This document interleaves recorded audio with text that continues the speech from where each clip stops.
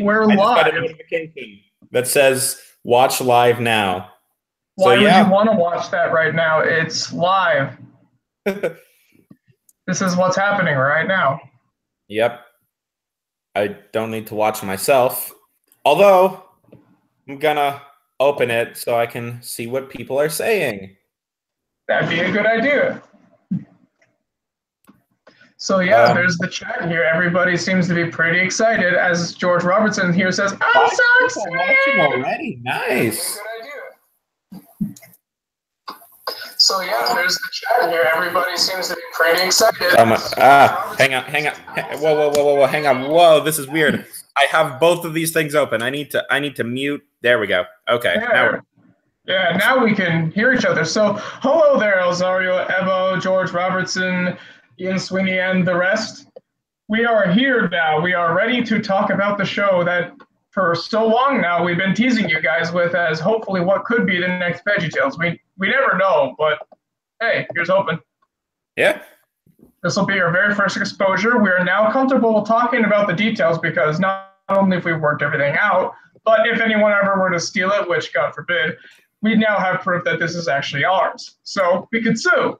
And it's going to be in the process of actually getting copyrighted. I think this summer is what we were planning on, right? Yeah, something like that. That's what we're shooting for. Yeah. So here we go now. So the name of the show is what's called Standard Misadventures, which we don't know what kind of animation style it's going to be.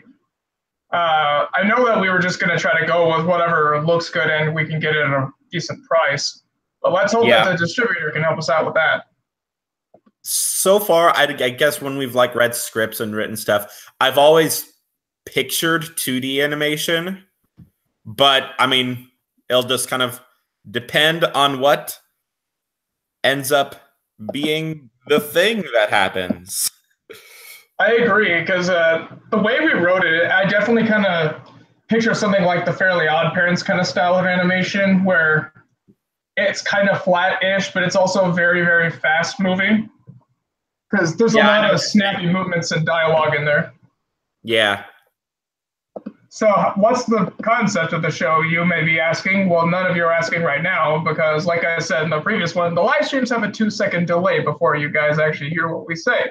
So we're coming to you from the future. I really wish that the lag wasn't here, but oh well. Yeah. So inconvenient. Yeah. So what is the concept of the show? Your turn?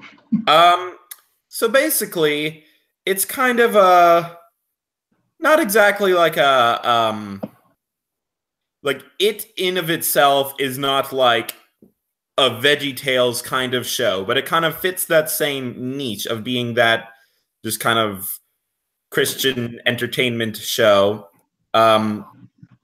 Specifically, kind of the setup of this is basically a Christian Animaniacs / Simpson, almost. That's kind of that's definitely what we're going for, in kind of both humor and for sort of plot. Yeah,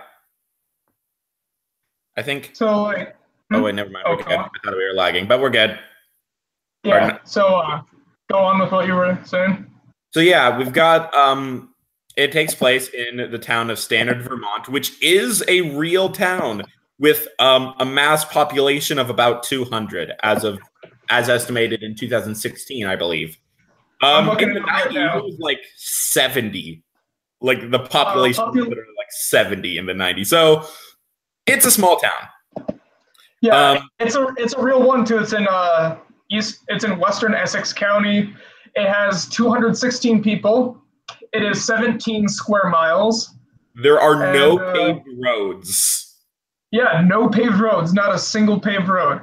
The town is also known, the real life town and the fictional town, are actually, they're known for a lot of really weird laws and also weird traditions. Like there's a local holiday where the Oscar Mayer truck drives through, and the whole town comes out to celebrate. Yep. So anyway, so we've got our main cast of characters. It's How many are there? There's 8 main, and then there's just a whole bunch of side characters. There are several like secondary and side characters, but there's the 8 core core cast, and then they're kind of the main ones. That's true. For the side characters, it's sort of like how, I wouldn't say Gravity Falls, because the side characters have a lot of emphasis. I guess it would be like The Simpsons, where the Simpsons, the family definitely drives it, but a lot of the episodes is them interacting off of the side characters. Like half of the Simpsons stuff, it's not just about the family, it's about other people like Apu, Chief Wiggum, Fat Tony, Sideshow Bob, Krusty, those kind of things. And that's definitely what it is here. Showing that a lot of the characters, not just the media ones, also get the focus. Right. Oh, and I was wrong. It's not in Essex County. It's in Eastern Catalonia County. Whoops. Oh, well, Essex County is like right next to it, and it's basically right on the line. So it's not my fault. It's your guys' fault. It's not my fault. I'm not to blame. It is the gypsy girl, the witch, who sent this blame. Maxima culpa. So, Tech Week is starting. Best of luck. He is in a production of A Hunchback of Notre Dame right now, and they are going through a lot of stuff right now.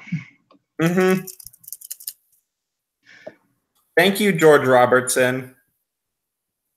Yes, he does rock. Yeah, I actually have George. Fun fact for you. I'm actually not a person. I am a rock that just formed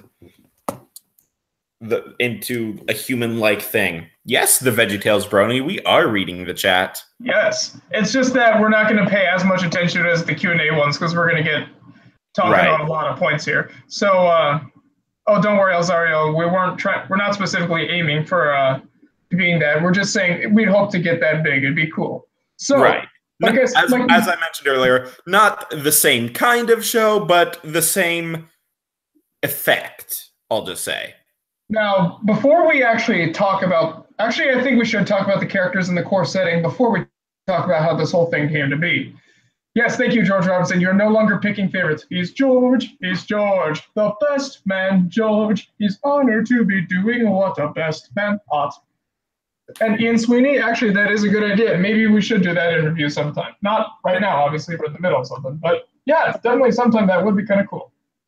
So, you guys can still hear us, right? Yep, I think so. All right. I'm trying to make sure they can still hear us because I got a little glitch on my end. If you can hear us. Yes. I'm the Glub Go Gub Galab. I don't know how you spell that, but just make something up. Anyways. Okay, they can still hear us. Okay, thank you. Cool. So there are 8 main characters because, well, let's face it, for a lot of shows we like 8 main characters seems to be the good number, or sometimes 9, wink. But the first main character is, I guess he's technically speaking the main character. It's like how Animaniacs doesn't really have a main character, but if it's going to be anyone, it's this guy. Yeah. It's kind of like that. His name is Dr. Erasmus. He's essentially, he's a doctor. Well, okay, so first of all the characters have this one little thing. They start off as not the best people. I mean, they're not bad people, but they all have something to learn. They all have their main flaw. And throughout the course of the show, they grow and develop and they get over that. Erasmus, his problem is he's inexperienced. Albeit he is a doctor with a lot of skill and a lot of talent in robotics, he doesn't really know how the world works. He just got out of college and he's in standard right now trying to make a living. But the problem is he doesn't know what he wants to do because he wants to do everything. He wants to be in showbiz. He wants to make a bunch of machines. He wants to cure all known diseases. He wants to lead the town. He wants to be a spiritual leader. He doesn't know how to just focus on one specific thing. Oh, Elzario Ebo brought up a good question, and I will we'll answer that real quick right here since you asked. So this show won't be episodic like SpongeBob or The Simpsons. It will be kind of episodic. Like, it's not Gravity Falls level of like perfect, like, or well, I mean, we will make sure to pay attention to continuity, but it's not going to be quite so much as like, there will be some stuff that builds up. I won't say what or anything, but there will be build up stuff. But it's not going to be quite a Gravity Falls level of every single little teeny tiny thing, some clue to some mystery or whatever. Not quite that level, but it will be it will have actual continuity stuff. So, yeah, exactly. That was continuity. Thought I'd answer that real quick. Oh, sorry, what was that? I just figured since that was asked right there, might as well answer that. Yeah. Anyways, what was I saying? Oh yeah. So the continuity, that definitely is a thing like that. It's more like the continuity. They do reference past events, and characters do grow and change. Some for the better and some for the worse. But Erasmus, he's very erratic and sporadic. He's, I guess, kind of the show's Larry because he's kind of the weirdo. He's a little bit inspired of like Weird Al from the Weird Al show, kind of his mannerisms and weird things that he'd do, and how he just treats the most bizarre things as completely normal. He's got his head in the clouds. He doesn't really know what he's doing a lot of the time, although a lot of people do think he does because he has a doctorate. Because like in real life, the town of Standard in this show is anything but normal.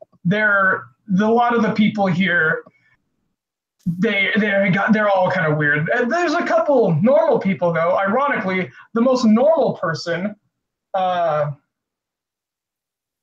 would be the robot, which that's you. Yep, that's me. Yeah, most of the main cast, save for 4, are voiced by one of the two of us. Did I count that right? Okay, yeah, I did. So yeah. Yeah. What? Well, there's 1, 2, 3, 4 of the 8 are voiced by us. Right. So half of them. Specifically 2 of them each, which Erasmus is currently played by me, doing my Scallion 1 voice. Doesn't this sound like the nice high and floaty kind of voice you'd hear with that kind of description I gave you? Woohoo! Dr. Erasmus at your service, everybody. And Roberto, who is the robot, he's just got basically a normal voice. It's just me. It's just basically my voice. So what's Roberto's character? So really he was built from Erasmus in his college days, and he's his loyal friend. They stay in the same house, although don't go there with that. Roberto's a robot. He doesn't feel those things. So Roberto's character. Yeah, so he's kind of the straight man of the group. You know what I mean by that. Don't.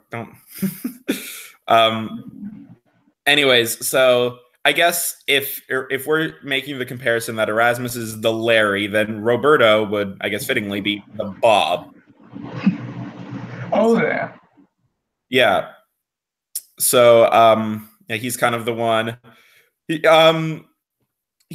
a little snarky-ish, kind of sometimes. Kind of the one who's knows a little bit more about what's going on than everyone else does, and kind of gives advice, even if it's not really listened to.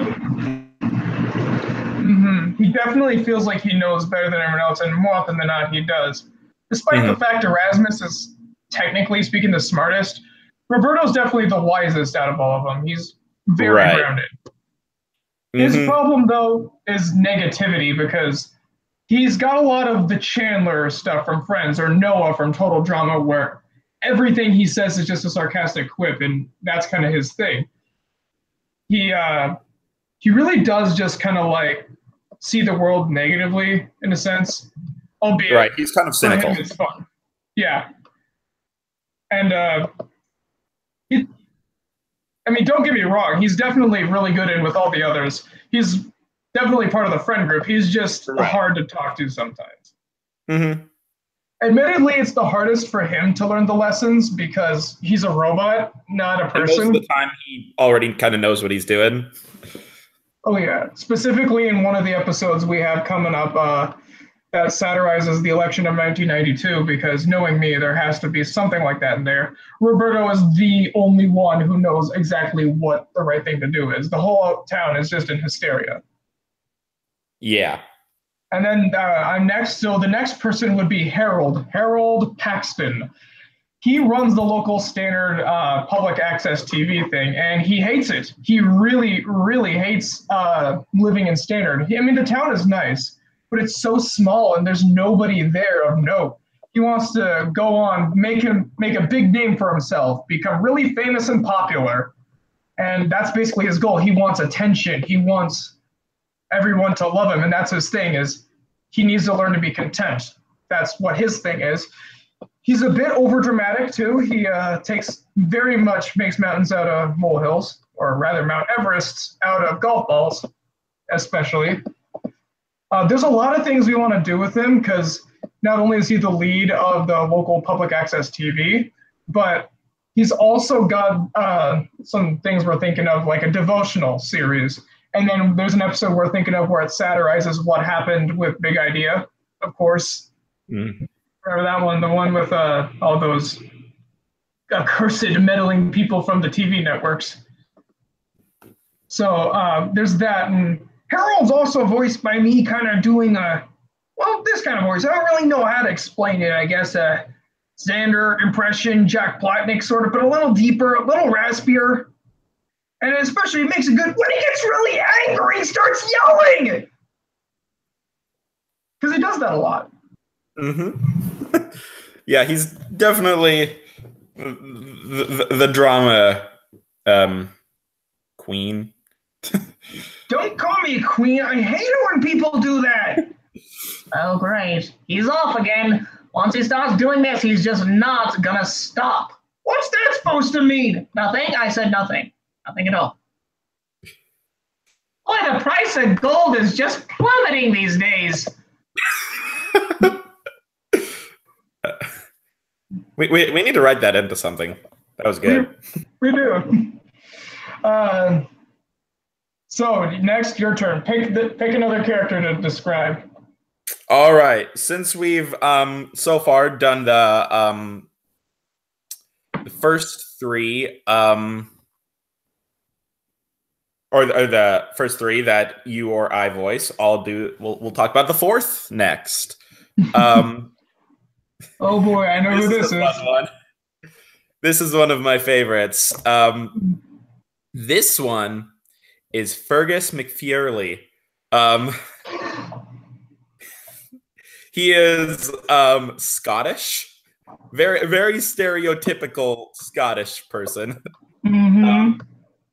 So yeah, he wears a kilt and stuff like that, and fitting into that stereotype, his kind of issue that he works through is his severe temper.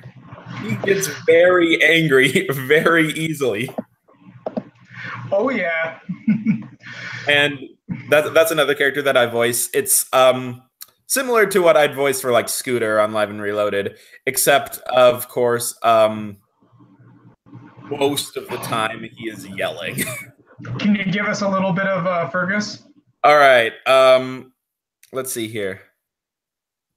Someone in the chat give me a really ridiculous, over-the-top insult. And then I'll say that. Oh, don't forget. So one of the things with Scooter, I completely forgot about this. He's got a really funny sense of insult. Did you say Scooter?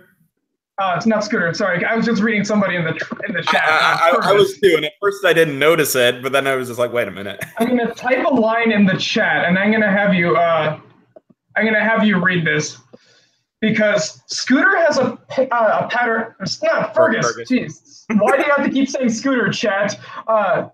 So he says things. It's always noun, verbing, noun, verber. It's always like that. Right. Yeah. So I'm going to type something in the chat, and Alfonso's going to read it. All right.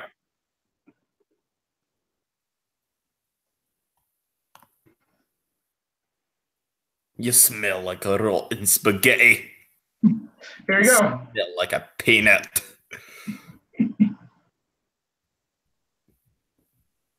You're as useless as a broken bagpipe filled with Scottish cheese. Oh, come on, Fergus. It's not that bad. I'm telling you, my ideas for shows are good. If Nickelodeon would just listen to me, I could actually do something, okay? Ladies, you're both pretty. Now, please, let me get on with my day. All right, I sent you the insult in the chat. Here it is. Oh, I'm gonna beat your high score, you lone chewing liver poker. Lard chewing what? I don't know what that means. So yeah, that's his style of insult. And also another thing on him is not only is he quick to get angry, he's also tends to be pretty judgmental, as you can probably figure from his insulting habits. He's very stuck in his ways. He doesn't like new things. Yeah, he is. Especially if they're Irish or English. Or anything that he doesn't like. Right. You prefer bagels to donuts? So the next one I should go over, Elaine. So there are two girls. These two are in between voice actresses right now. It's kind of complicated, but that's not for you guys to know about. So they are new to Standard. They moved here from Annapolis, Maryland, and they moved here because Annapolis is big and bustling, and Standard is not, so to speak.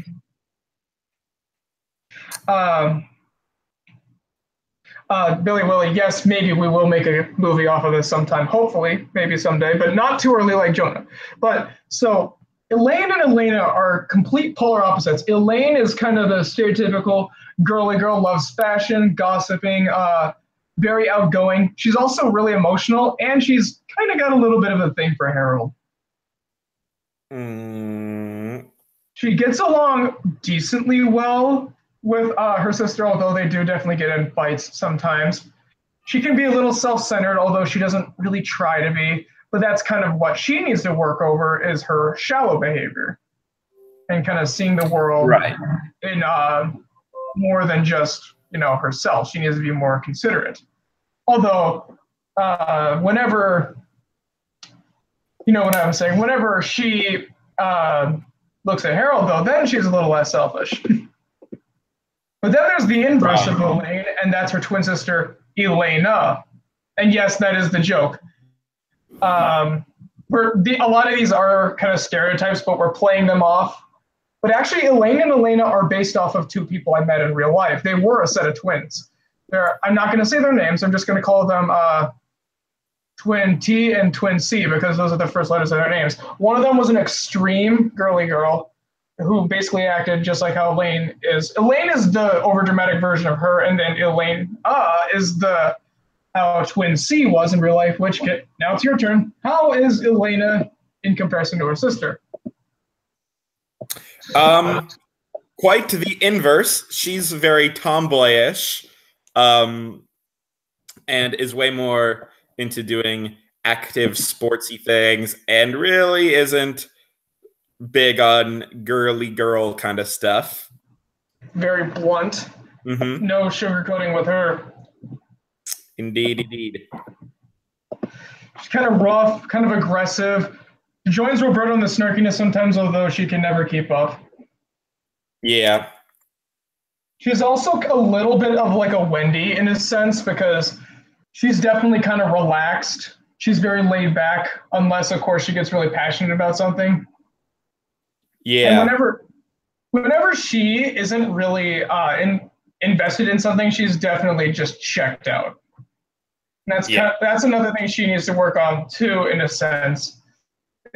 Is I don't really know how to put this. I guess like expanding her horizons in a sense. Or like empathy. She can be a bit what?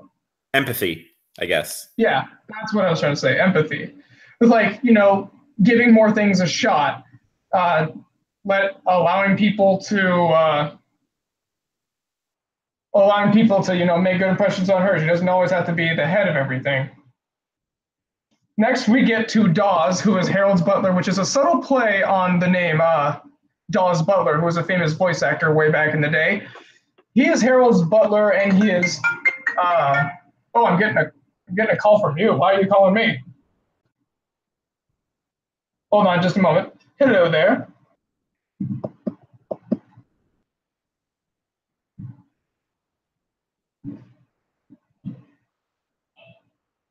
Hold on just a moment, guys. What were we saying, sir?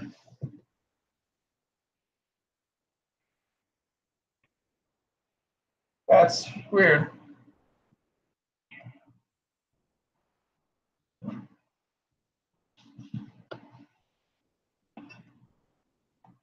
Sorry, could you, so something's up with his computer from back home. Can you guys hear him? Say something. Wobble, dear Stravinsky. You're gonna have to be way louder, man, sorry. Okay, Superintendent Chalmers, welcome. I hope you're prepared for an unforgettable luncheon. What did he just say? All right, chat, what did he just say? So is your computer fixed up? Is it turn it on?